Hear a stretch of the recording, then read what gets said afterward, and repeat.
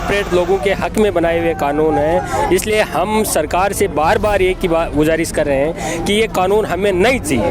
ये किसानों के दुश्मन है, सही बात तो ये है। उन्होंने तो ये तय कर दिया कि मंडी के बाहर व्यापारी अपनी दुकान लगाएंगे, मंडी में टैक्स लगेगा और बाहर के व्यापारी को कोई टैक्स नहीं लगेगा, तो मंडी से कौन खरीदेगा? कोई नहीं खरीदेगा। जब तक अगर ये मोदी जी आके पब्लिक में हाथ नहीं जोड़ता कि कान पकड़ के हम सॉरी मैं गलत था, तो ये पब्लिक यहीं सदियों तक भी बैठी रहेगी। मैं तो कहता हूँ जी ऐसा प्रधानमंत्री होने से बढ़िया है ना होना। दिल्ली के बॉर्डर पर चल रहे किसान आंदोलन के 100 दिन पूरे हो गए हैं। इन 100 दिनों में मौसम से लेकर हालात सब कुछ बदल गए, लेकिन आंदोलन तमाम उतार चढ़ाव के बावजूद अब भी बददस्तूर चल रहा है। बहुत कुछ बदल गया, लेकिन किसानों का रुख अब भी नहीं बदला। दिल्ली के सिंघू बॉर्डर से लेकर टीकरी बॉर्डर और यहाँ तक कि गाजीपुर बॉर्डर पर भी किसानों का जमावड़ा अब भी है।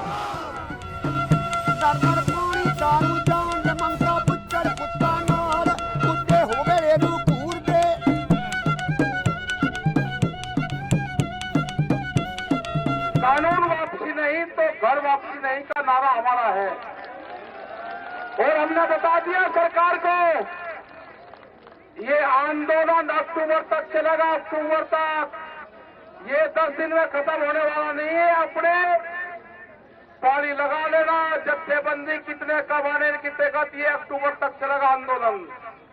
अक्टूबर से कम पे खत्म नहीं होना, बातचीत भी चलती रहेगी, ये तारबंदी भी होगी। ये जो तारबंदी हुई ना, इसको ऊपर वाला करवाता है।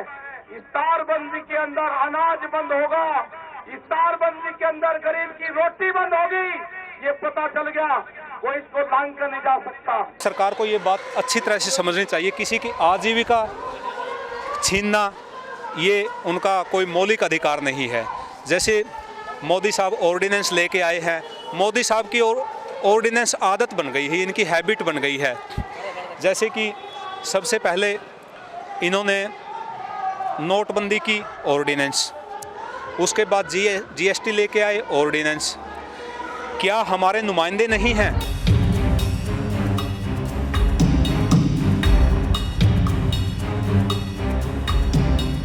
उतार चढ़ाव से भरे इस आंदोलन के लिए कई तारीखें इतिहास में दर्ज हो गई। जब आंदोलन खत्म होगा तो देश के इतिहास में लगातार चले आंदोलन में सबसे लंबे समय तक चलने वालों में इसकी गिनती होनी भी तय है। इस आंदोलन की कुछ अहम तारीखें भी रही। किसान आंदोलन की कुछ ऐसी ही तारीखों के जरिए हम अब तक के आंदोलन की तस्वीर ताज़ा कर रहे हैं।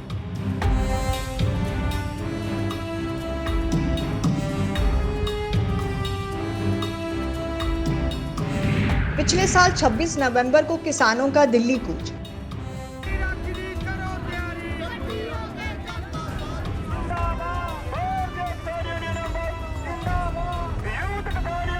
पंजाब और हरियाणा से निकले किसानों के जत्थे दिल्ली की तरफ कूच कर गए। पंजाब हरियाणा की सीमा पर जमकर बवाल हुआ।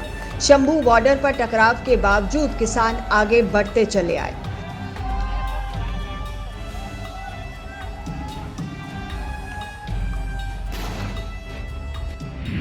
सरकार और किसानों के बीच 11 दौर की बातचीत।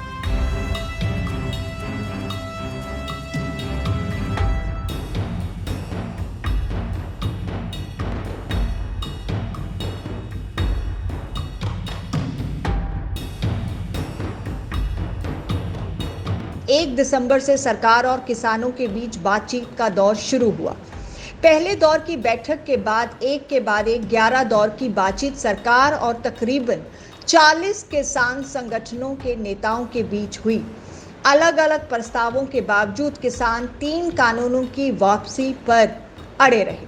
सरकार ने कानूनों को लगभग 1.5 साल तक स्थगित करने तक का प्रस्ताव भी दिया, जिसे किसानों ने ठुकरा दिया। 8 दिसंबर को किसान संगठनों ने 3 घंटे का भारत बंद किया। 8 ਤਰੀਕ ਨੂੰ ਅਸੀਂ ਕਾਲ ਦਿੱਤੀ ਆ, ਪੂਰਨ ਤੌਰ ਤੇ ਭਾਰਤ ਬੰਦ ਦਾ ਸੱਦਾ ਦਿੱਤਾ। ਸਾਰਾ ਭਾਰਤ ਅਸੀਂ ਬੰਦ ਕਰ ਦਵਾਂਗੇ। ਅੱਜ ਸਾਡੇ ਨਾਲ ਸਾਰੇ ਭਾਰਤ ਦੇ ਕਿਸਾਨ ਆ ਗਏ ਨੇ। ਇੱਥੇ ਬੰਗਲੌਰ ਦੇ ਵਿੱਚ ਵੀ ਧਰਨੇ ਦਿੱਤੇ ਜਾ ਰਹੇ ਆ, ਕਰਨਾਟਕਾ ਦੇ ਵਿੱਚ ਧਰਨੇ ਦਿੱਤੇ ਜਾ ਰਹੇ ਆ, ਮਹਾਰਾਸ਼ਟਰ ਦੇ ਵਿੱਚ ਵੀ ਧਰਨੇ ਦਿੱਤੇ ਜਾ ਰਹੇ ਨੇ ਤੇ ਸਾਰੀ ਲੀਡਰਸ਼ਿਪ ਸਾਡੇ ਕੋਲ ਆ ਗਈ ਆ। ਇਕੱਲਾ ਇਹ ਇੱਕ ਜਾਂ ਦੋ ਸੂਬਿਆਂ ਦਾ नहीं रहा। कल 11 बजे से और 3 बजे तक है। ये एक सांकेतिक वो होता है, अपना विरोध दर्ज करने का एक आइडिया है एक किस्म से कि हम भारत सरकार की कुछ नीतियों से सहमत नहीं है तो हमारा विरोध है ना। हमारा ये है कि आम जनता को नुकसान पहुंचे कोई, इसीलिए 11 बजे से करा कि लोग अपने ऑफिस चले जाए और 3 बजे तक फिर ऑफिस की छुट्टी हो जाएगी। किसानों की 3 बॉर्डरों से ट्रैक्टर रैली।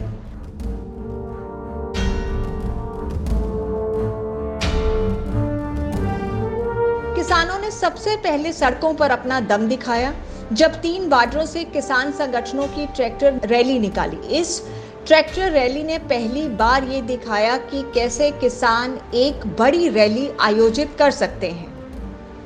ट्रैक्टरों ने एकजुटता का संदेश भी दिया। सुप्रीम कोर्ट पहुंचा किसान आंदोलन।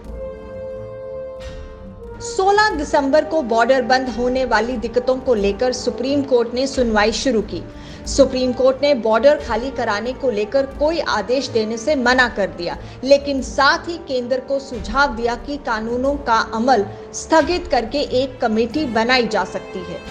12 जनवरी को सुप्रीम कोर्ट ने 3 कानूनों को अमल पर रोक लगा दी। साथ ही एक 4 सदस्यीय कमेटी का गठन भी किया जिसे 2 महीने के भीतर रिपोर्ट देने को कहा गया, लेकिन कमेटी से जुड़े किसान यूनियन के एक सदस्य ने अपना नाम वापस ले लिया।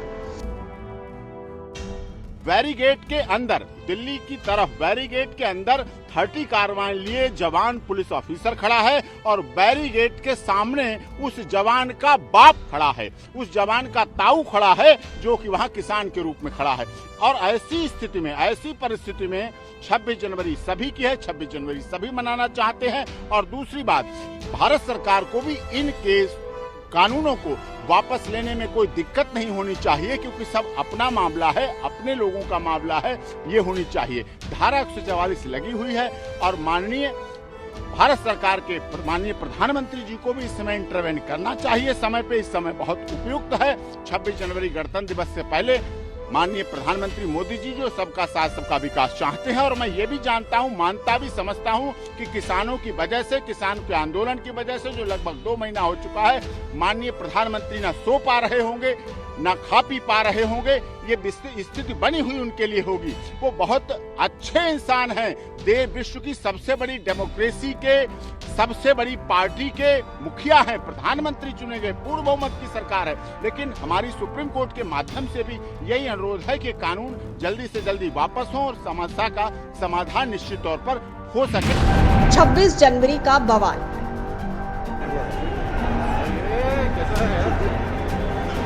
किसान यूनियन और पुलिस की बीच बैठकों के दौर के बाद गणतंत्र दिवस की ट्रैक्टर रैली का रूट तय किया गया।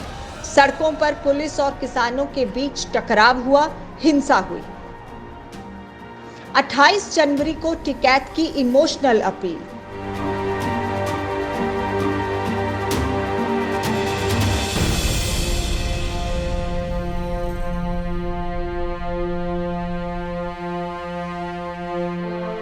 जी हां, 26 जनवरी की घटना के बाद जब ऐसा लग रहा था कि आंदोलन खत्म होने की कगार पर आ गया है, पुलिस और सुरक्षा बलों ने 28 जनवरी को गाजीपुर बॉर्डर खाली कराने की तैयारी भी कर ली। पुलिस आंदोलन के मंच पर किसान नेता राकेश टिकैत को गिरफ्तार करने भी पहुंची, लेकिन तभी टिकैत के आंसुओं ने पूरे किसान आंदोलन को एक नई दिशा दे दी। आधी रात को सुरक्षा बलों को वापस लौटना पड़ा और आंदोलन का नया दौर शुरू हुआ। बीजेपी के विधायक यहाँ पर आ गए, लोगों को मारेंगे, प्रशासन अब क्या, अभी जान रहेंगे, गोली के सामने भी जाएंगे। आंदोलन को खत्म करने के साथ बीजेपी आंदोलन खत्म नहीं होगा। आप रो क्यों रहे हैं? आंदोलन खत्म नहीं होगा। पूरे देश के किसान, पूरे देश के किसान बर्बाद करना, क्या बात, देश के किसान को बर्बाद करना चाहते हैं। नहीं होगा। ये देश का किसान, ये 5 लाख ट्रैक्टर मेरे है, मेरी जिम्मेदारी है, इस किसानी की मेरी जिम्मेदारी है। पंचायत और महापंचायतों का दौर अब शुरू हो चुका है। आंदोलन के इस चरण में पंचायत और महापंचायतों का दौर शुरू हो चुका है। बॉर्डर के अलावा पश्चिमी उत्तर प्रदेश, हरियाणा, राजस्थान और पंजाब में पंचायत और महापंचायतें जारी हैं। राकेश टिकैत के अलावा कई और किसान नेता इनकी अगुवाई कर रहे हैं। किसान नेताओं ने चुनावी राज्यों में भी पंचायत करने का ऐलान कर दिया है। 100 दिन पूरे होने पर केएमपी कुंडली मानेसर एक्सप्रेसवे पर 5 घंटे की नाकाबंदी के साथ साथ किसान इसे काला दिवस के रूप में भी मना रहे हैं। आंदोलन के इस तीसरे पड़ाव में संयुक्त किसान मोर्चा ने तय किया है कि 6 तारीख को दिल्ली में जो केएमपी एक बड़ा सुपरफास्ट हाईवे है, उस सुपरफास्ट हाईवे को जाम किया जाएगा 5 घंटे के लिए।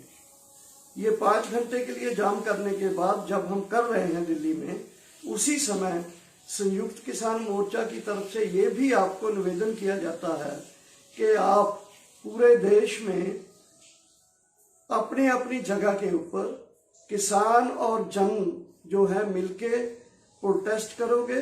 वो किसी भी शक्ल में, मीटिंग में, रैली में या धरने के रूप में कीजिए, और उसमें किसानों के जो खिलाफ ये कानून बने हैं और एमएसपी के पक्ष में कानूनों के विरोध में आप अपना ये प्रोग्राम करते हुए, साथ ही पूरे देश में हमारी तरफ से आह्वान है कि अपने अपने घरों के ऊपर, दफ्तरों के ऊपर, अपने अपने वाहनों के ऊपर आपने काले झंडे भी लहराने हैं, और ये काले झंडे लगातार लहराते रहेंगे 6 तारीख के बाद, क्योंकि 6 तारीख को पूरे 100 दिन पूरे होने जा रहे हैं इस आंदोलन के।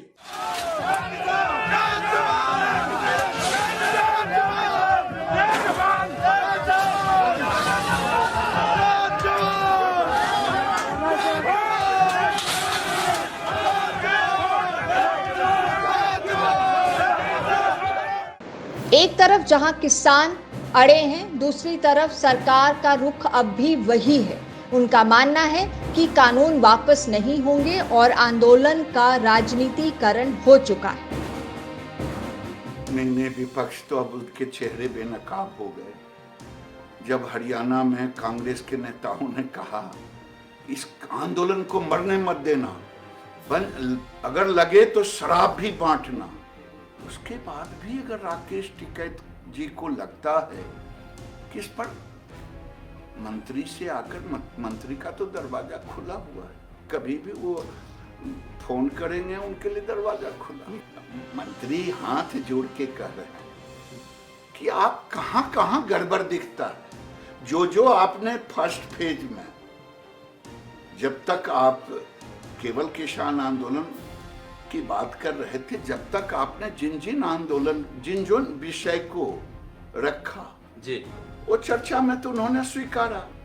जिस पंजाब से ये आंदोलन शुरू हुआ, कैप्टन अमरिंदर सिंह मंडियों का स्टीयरिंग पकड़े हुए हैं। क्या वहां कॉन्ट्रैक्ट फार्मिंग कब से चालू है, और कॉन्ट्रैक्ट फार्मिंग में किसकी किसकी जमीन चली गई, जरा बताएं।